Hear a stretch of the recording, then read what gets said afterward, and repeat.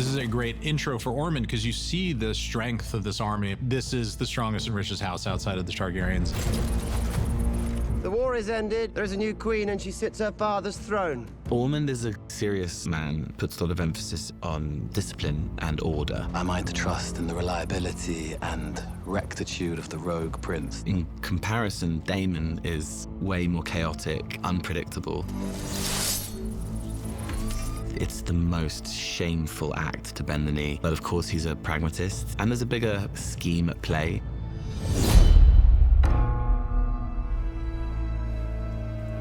Justify my father's faith in me. Rhaenyra, she's claimed the thing she has long sought.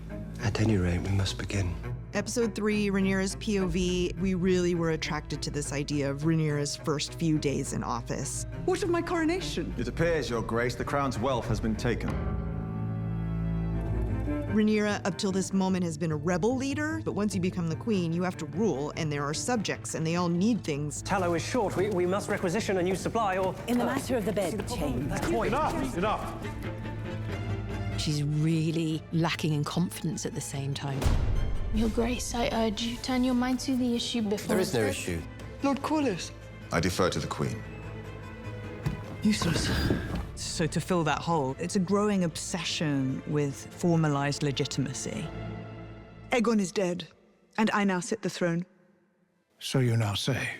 The church sort of tolerated the Targaryen dragons, but now the church sees that Rhaenyra put these bastards on the dragons and that there are so many of them and so powerful. They greatly mistrust it and the way that it's going to be wielded. My gods do not deal in dragons. They are invested in the high towers that hold the seat where the Starry Sept is in Old Town.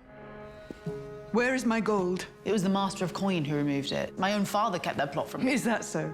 Alicent is now Rhaenyra's prisoner. But Alicent is, unlike in previous iterations of the relationship, completely powerless. Your Grace. How did you bear it? Rhaenyra is kind of seeking the approval of her prisoner. You may not rule and remain yourself.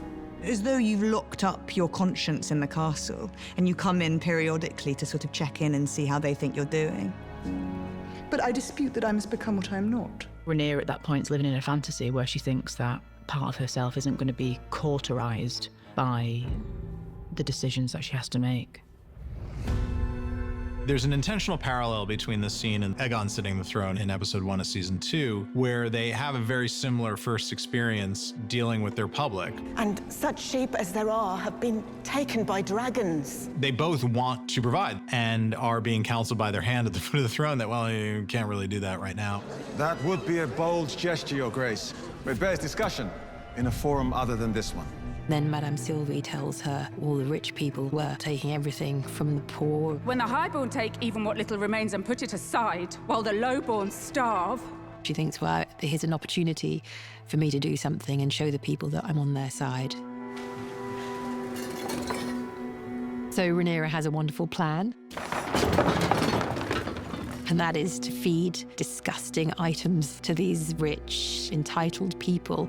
As you sit here, my gold cloaks are entering each of your houses. We're being robbed!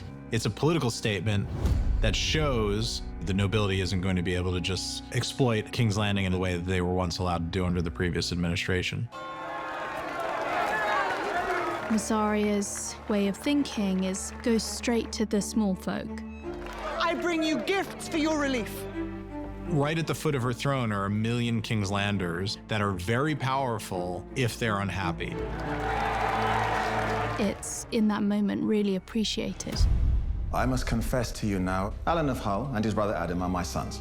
I just wanted to see the awkwardness of a really dysfunctional family dinner. I ask that you legitimize them. Let them now be Velaryons. She doesn't want to really say no to Corlys, but she is thinking no. It's actually a problem to have commoners riding dragons. Not least because it undermines her image as rightful ruler. Hugh the Hammer, Ulf the White, and Adam of Hull. It was very funny the way Matt and Emma chose to play this, because it was like a real casual knighting. Okay, you, there you go, you're done. Is that it?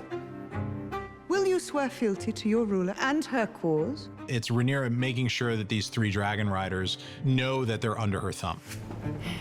I'm sorry, Corlys, but in this moment I cannot do as you ask. Corlys does feel betrayed by Rhaenyra. I have given all I had. In order to become a legitimate leader, you have to embrace the optics of legitimacy. Perhaps one day, when there is not so much scrutiny. You are ashamed. I think what's wonderful is seeing in Emma's eyes that Rhaenyra agreed with him. Say aloud to me the reason your children deserve what mine are denied. It's almost like breaking what little connection that they have. Your mother is here. So Daeron is Alicent's son, who was brought up in Old Town by Ormond. Immediately, it's all over Alicent's face. This boy is not Daeron, and Ormond has played a massive trick. Emma did this incredible thing, which was just so honest. Their head was swiveling backwards and forwards about 5 times. You don't know this boy. So I think the revelation about Daeron's true identity and Ormond's deception marks the start of paranoia for Rhaenyra. I love this idea of the end sequence being this huge bonfire of all the old burning, that there was going to be a shift in things at the Red Keep. There's maybe like a lesson in that fire, that violence perhaps is necessary and that we don't get the new regime without destroying the old.